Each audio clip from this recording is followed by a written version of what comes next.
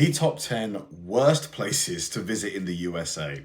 So I've done a couple of these, but the other way. So for the best places to visit, some places that someone like me who, is a fan of America, the culture, that you'd want to tick off your bucket list.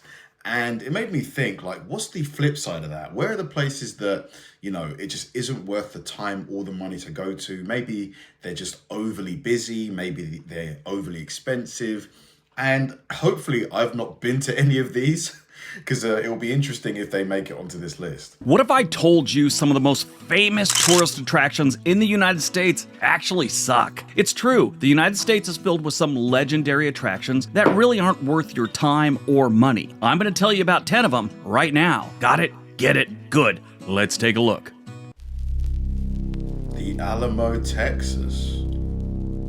Number 10, the Alamo, San Antonio, Texas. So you finally made it to the Alamo, ready to relive the glory of Texas history. Except instead of a sprawling battlefield, you find yourself in the middle of downtown San Antonio and an old building that's probably smaller than your local post office. You look around searching for Davy Crockett's coonskin cap amongst the disappointed tourists and souvenir shops, only to realize the gift shop is actually bigger than the historical site itself. The parking situation is a joke. The neighborhood around it is ridiculous. It's filled with all kinds of lame souvenir shops and Ripley's, believe it or not, but I was there 2 years ago and I've heard they've cleaned that whole area up a little bit. You'll spend about 5 minutes there and realize that the Riverwalk is much more exciting. Hey, but at least you'll officially be able to say, remember the Alamo, just not for the reasons you'd expect. If you look at the reviews on the Alamo, you'll find that most people agree. Why it sucks? It's smaller and less impressive than visitors expected. The Alamo disappoints about 2.5 million people a year. Disappoints. But most people would have Googled it, seen pictures of it, so that you'd know what to expect, wouldn't you? You wouldn't be expecting something wildly different to how it actually is, would you? Fisherman's Wharf, San Fran. Okay, what's that? Number 9, Fisherman's Wharf, San Francisco, California. Fisherman's Wharf, been here many a time. Oh, I think I've been here. I think this is where I got clam chowder. San Francisco's shimmering beacon of overpriced mediocrity. A place where the only thing fresher than the seafood is the tourists' wide-eye optimism that this will somehow be different from every other tourist trap they've visited. I've been here. I thought this was all right, actually. Let you in on a little secret, it's not. This is a place you can experience the thrill of being shoulder to shoulder with strangers as you shuffle past overpriced souvenir shops, all the while taking in the intoxicating aroma of sourdough bread bowls filled with some kind of mysterious chowder substance. While you're there, don't forget to get a selfie with a disgruntled sea lion. Their jaded expression perfectly mirrors your own upon realizing you've spent $18 on a plate of fish and chips that taste suspiciously like cardboard. Fisherman's Wharf is a true testament of the power of marketing over substance. Why it sucks? People consider it overly touristy and lacking authentic local culture. Fisherman's Wharf disappoints about 12 million people a year. You know what? I disagree. I went there and I thought it was nice. I loved the vibe. The food was really good where I went to eat. I really liked it. It wasn't even that busy. Like, it didn't feel very busy. Maybe it's because I was there in the evening. Graceland. Oh, this is Elvis's place, isn't it?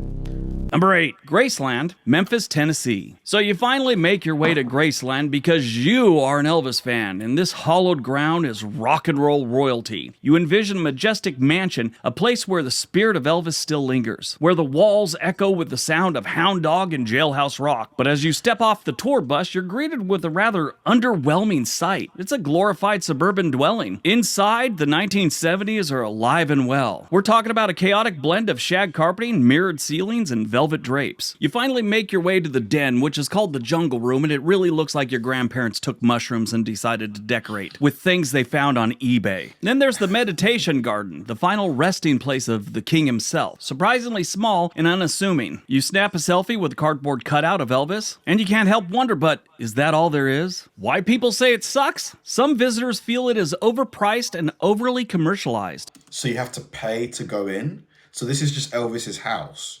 It's not like a theme park, like a Dolly World. It's just a house, so you have to pay to go in there. Graceland disappoints over 650,000 people a year. That's crazy. I thought it'd be like a museum where you could just walk in for free. Or at least the UK museum, anyway. Number 7, the Grand Canyon, Arizona. The No first thing you have to way. understand about the Grand Canyon is it's not in Colorado. Believe it or not, a large amount of this country and the world, for some reason, probably because the Colorado River runs through it, think that the Grand Canyon is in Colorado. No, not at all. Colorado is actually over a 3-hour drive away from what can be considered the beginning of the Grand Canyon. One fine spring morning, I took that 8-hour drive to the Grand Canyon from Los Angeles, and I have to admit, I was blown away by its majestic beauty. It is so big, it is a little mind-blowing, but that wears off about 10 minutes after you get there. You find yourself staring at a giant hole. It's filled with rocks, dirt, and the occasional bush. I wandered around and watched people from Iowa melt in the Arizona sun. You can spend some money and take a really nauseating trip to the bottom of the Grand Canyon. Wow, so to go to the bottom, you have to buy like a ticket.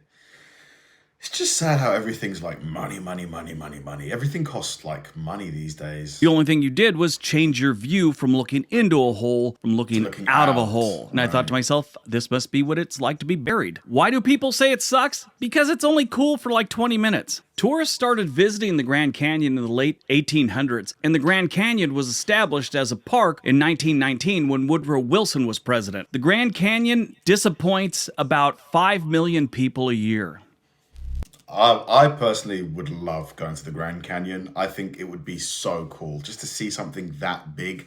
I don't think I'd get bored of it. Like any of you guys who've been there, do you match with what Briggs is saying here, that it got old quite quickly, or not really? Times Square, surprising. Number 6, Times Square, New York. Times Square. When you get to Times Square, you think to yourself, this is what the apocalypse would look like if someone dropped a nuclear bomb that was filled with neon lights. You will be harassed by costumed characters that are hustling you for tips. These people, if you're like trying to take a picture of yourself on the street, like someone's about to take a picture of you, they'll walk up behind you and stand there, smile, unsolicited, and then they'll want like $40. I actually saw a dude dressed up like Elmo from Sesame Street, and his outfit looked like he slept in it the night before. It was just stained with tears of disillusioned tourists. Forget people watching, it's like a bizarre obstacle course with a soundtrack of horns and buskers. And Yeah, it was so busy. This place, I mean, and the lights, it's just insane how many screens there are. It's a really, really like an interesting place. off-key renditions of pop songs. There is no magic to Times Square. It's actually annoying just to visit the place, especially if you go there in the summer. I've been there 4 or 5 different times. Every time I've gone there during the summer, it was miserable. The 3 times I went during the winter and it was a little, crisp outside, it was almost tolerable. But Times Square is not where you want to go for any excitement these days. Actually, if you want any excitement in New York, you probably go over to the courthouse and see what's happening there. It's all in the news lately. This week, it's been a little extra with all the reporters covering and I hope you'll check them out. All right, back to the video. So why do people hate Times Square? It's overcrowded, expensive, and often seen as a tourist trap that has nothing to do with the real New York City. Over 50 million people are disappointed by Times Square every single year. Do you know what? I wouldn't say I found Times Square disappointing at all. I thought it was a cool place. I just don't think you need that long there. I think really and truly, like an hour there at night is enough. See all of the screens, maybe pick up some food, like a hot dog or something like that. I think, yeah. Don't go there thinking you're going to spend like the whole day in Times Square. I don't think you'd need anywhere near that much time. Roswell, New Mexico. Roswell. Number Is that the 5, FBI? Roswell, New Mexico. So you've packed your bags, filled up your tank, and driven for hours across the barren UFO, desert yeah. landscape that looks like Mars with the promise of an extraterrestrial encounter in Roswell, New Mexico. But upon arrival, you discover the most alien thing you'll encounter is a questionable green chili cheeseburger. Forget little green men, you're more likely to find little green chili peppers in every single dish. It's like they've got some deal going on with some chili grower or something like that. The UFO Museum, more like a glorified gift shop with an inflatable alien and a questionable collection of evidence. If aliens actually came to planet Earth and landed in Roswell today, they'd probably take a look and turn their ship around and head back to wherever they came from. As you should, as soon as you get to Roswell, New Mexico. Why do people hate it? Aside from the UFO Museum, feels like there's nothing else there. Roswell, New Mexico sees about 200,000 visitors every single year. Why? But I would have thought people probably go there just to say that they've been to Roswell. They're not really expecting to see an alien, are they, or a spaceship? They just want to kind of, again, just tick it off the bucket list. Or any of you guys that have been to Roswell, did you expect to see something else? Plymouth Rock. Number 4, Plymouth Rock, Massachusetts. So you finally reached Plymouth Rock, the alleged landing spot of the Pilgrims. After hours spent in bumper-to-bumper traffic on Route 3, you'll finally score a parking spot that costs more than your first car. Filled with anticipation, you approach the hollowed ground only to find a rock. It's just a rock. I like rocks. This is just rock. I've seen a lot of rocks in my day. This is just another one of them. It's not even large or impressive. It's just a rock. It's cordoned off like endangered panda at the zoo. You can't even touch the rock. They've got some kind of fear you're going to disrupt the historical integrity of the rock. Or why can't you touch it? It's just a rock. Or a panda. A gift shop nearby hawks plastic replicas, presumably for those who want a souvenir to commemorate their disappointment. All in all, Plymouth Rock might just be the most underwhelming landmark in our nation. A testament to the fact that even history can have a bad day. Why do people hate it? It's underwhelming in size and significance for many visitors. Around 1 million people every single year go look at this rock. 1 million people. That's crazy. Just to see a rock. Wow. I mean, if it was a really, really, really big rock, it would make more sense, but there's nothing overly, special about it, is there? Niagara Falls. Okay, this one's pretty Number 3, Niagara Falls, New York. It's also partially in Canada, but we're talking about the Niagara Falls in New York, where the only thing falling faster than the water is your enthusiasm. This once majestic natural wonder is now surrounded by gaudy tourist traps that make Times Square look classy. Stroll down the main drag, and you'll feast your eyes on the crumbling abandoned hotels. Flashing neon signs advertise a wax museum and enough t-shirt shops to clothe a small army. Forget breathtaking views of the falls. Here, you're more likely to catch a glimpse of some guy in a poncho trying to sell you a selfie stick. That is waterproof. In reality, I think they're all waterproof. Honestly, I think a person that's afraid of flying would enjoy the flight to New York to see Niagara Falls more than the actual falls. Why do people hate it? Well, the American side is often considered less impressive compared to the Canadian side. It's like the Americans are half-assing your Niagara experience. Around 8 million people are disappointed by Niagara Falls every single year. I don't think I'd be disappointed, something about a waterfall just looks so cool, very mesmerizing. Do you think, I think most of us would actually quite like to go see that. Atlantic City, I really want to go here. Number 2, Atlantic City, New Jersey. Atlantic City, where the ocean breeze carries a faint scent of disappointment, and the only jackpot that you'll find is a parking spot that doesn't cost an arm and a leg. The once glamorous boardwalk now creaks under the weight of time and questionable fashion choices. Yeah, that Boardwalk Empire. Did any of you guys watch that show?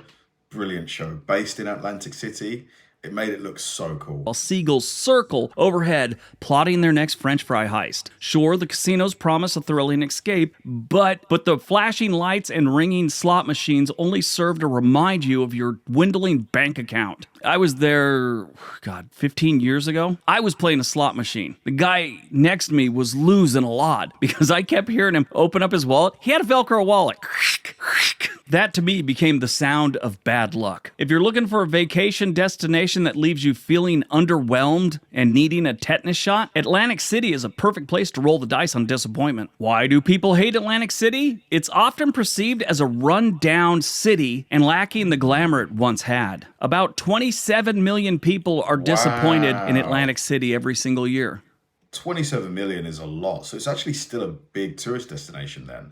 Is it kind of seen as another Las Vegas? If you want to go gamble, that's probably where you want to go. All right, before we get to number 1, did you know we have a channel about cruises? It's called The Sweet Life for Briggs. There's a link for that down below. We'd love it if you went over there and checked it out. All right, on to number 1. Yeah. I agree. And number 1, the Hollywood Walk of Fame, Hollywood, California. This part of California has sent more wannabe models and actresses back to Iowa than anything else. Most people dream of Hollywood and what goes on in Hollywood, and you're gonna make it in Hollywood. That is a shallow pipe dream at best. The Hollywood Walk of Fame is where dreams go to gather dust and chewing gum. Forget the glitz and glamour of the silver screen. This place is more like grime and shine. If anyone ever tells you this is where you go to see stars in, Hollywood or California or something like that, they're lying to you. You're not going to see any stars here. If you do, it's some person that played a cadaver on, CSI Tuscaloosa. If you see a movie star or television star near this place, they've been suckered into some prank show. Although, when I was there, I think there was a premiere for the latest Hunger Games. It was, the Hunger Games spin-off. It came out like winter of 2023. So I think we saw the guy who plays Peter Everdeen. Not Peter Everdeen, Peter, the blonde dude. So yeah, technically I did see someone kind of famous. You know how I told you about New York City has those people that, they'll try and get money out of you for taking a picture of them because they're in some freaking costume? So much worse here. And that's just in front of the Chinese theater. Every place else has people sleeping on the sidewalk. Trash is everywhere. It's really a disappointing experience. I was reading this review of the Hollywood Walk of Fame, and this guy was going on and on how there was a Spider-Man there that was overweight and wanted to take pictures with people. And he was just like the gall of this person being an overweight Spider-Man. It's like he was seriously pissed off about Spider-Man being a little thick around the waistline. So why do people hate it? It's often crowded, it's dirty, and an underwhelming experience for visitors. Yeah. About 10 million people are disappointed by the Hollywood Walk of Fame every single year. Yeah, it's I think the thing with these places is if you Google them first and get an idea of what to expect, then you can avoid the disappointment. But if you turn up thinking it's going to be like the Hollywood Walk of Fame, if you turn up thinking, man, I'm going to see Margot Robbie and I'm going to see Will Smith, you're probably not going to see these people. So I think it's about having like realistic expectations most of the time. Thanks for watching, guys, and I'll see you in the next one.